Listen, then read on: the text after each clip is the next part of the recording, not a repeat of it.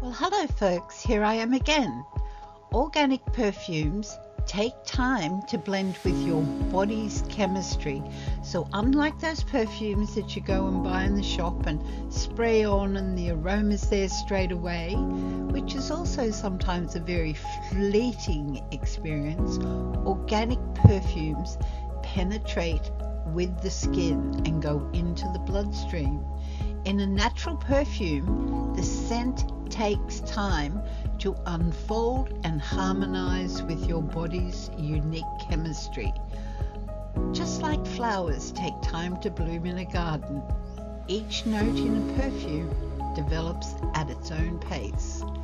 There, we learn something new every day. So just imagine your skin is like a flower. When you put an organic perfume on your skin, you have to wait for that flower to bloom and open. So don't get disappointed with the aroma straight away. Wait for the aroma to bloom.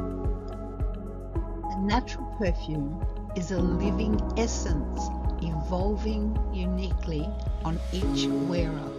Just as a flower doesn't rush to bloom, a fine fragrance reveals its beauty in its own time. Give it time when you apply it. You won't be disappointed.